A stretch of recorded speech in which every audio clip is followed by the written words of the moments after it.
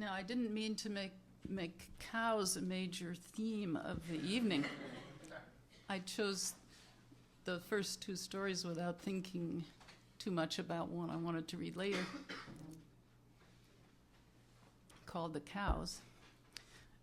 I didn't realize, in fact, till I read it just now, that the second story I read had cows in it, in that image of the opening the cat food can and the cow, the milk squirting into the bucket. But I moved to the country a few years ago, and there was a field across the road. We were very happy with where we moved to, and it was much more rural than where we were. But it didn't have any cows in the field, so I felt that was the one thing lacking. I wanted to look out on cows.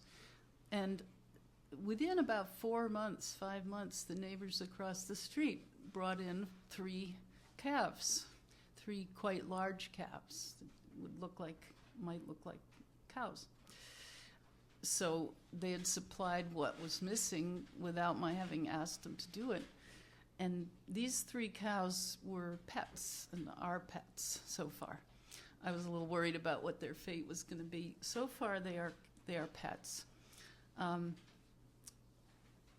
The plot has thickened in the 3 years we've been there because one of them just had a calf.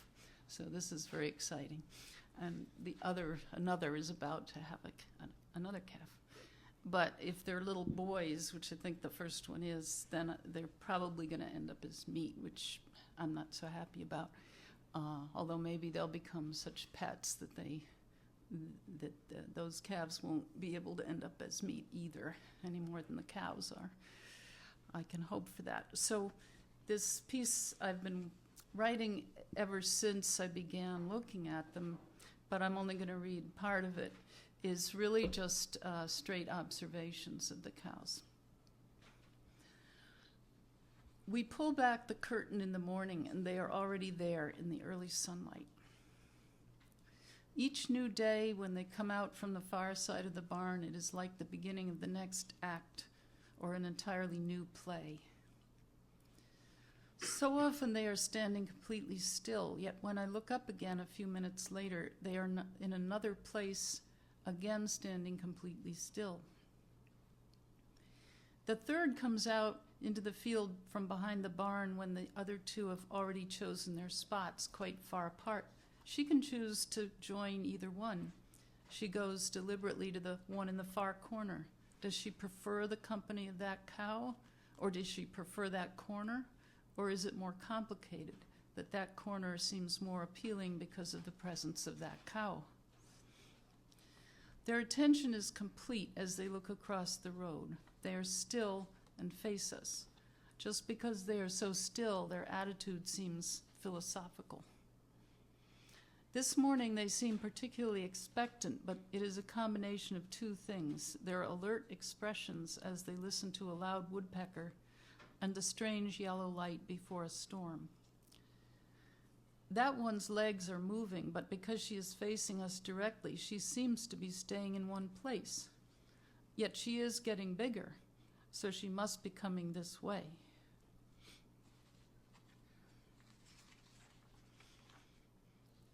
The forelegs are more graceful than the back legs because they lift in a curve, whereas the back legs lift in a jagged line like a bolt of lightning. Or perhaps the back legs, while less graceful than the forelegs, are more elegant. They were so black against the white snow. Now they are so black against the tawny grass. Soon they will be so black against the pale green grass. It is a black that swallows light like a black hole. Only 2 of them have white on their faces like masks. In a moment of solitary levity, leading the way out across the field, she bucks once and then prances. In an access of emotion, she trots a few feet. After staying with the others in a tight clump for some time, one walks decisively away by herself toward the far corner of the field. At that moment, at least, she does seem to have a mind of her own. Forms of play: headbutting, mounting either at the back or at the front, trotting away by yourself, trotting together, going off bucking and prancing by yourself, resting your head and chest on the ground until they notice and trot toward you, circling each other, taking the position for headbutting and then not doing it.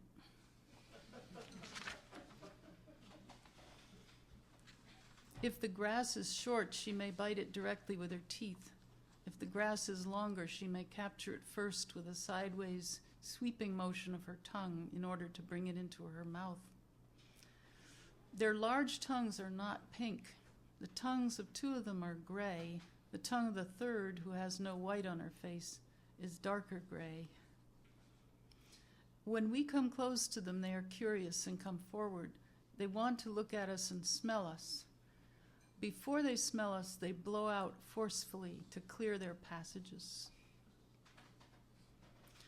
How flexible and how precise she is. With one of her back hoofs, she can reach all the way up to scratch a particular spot inside her ear. They are still out there grazing at dusk, but as the dusk turns to dark, as the sky above the woods turns a purplish blue, it is harder and harder to see their black bodies against the darkening field. Then it is dark and they can't be seen at all, but they are still out there grazing in the dark. They do not know the words person, neighbor, watch, or even cow.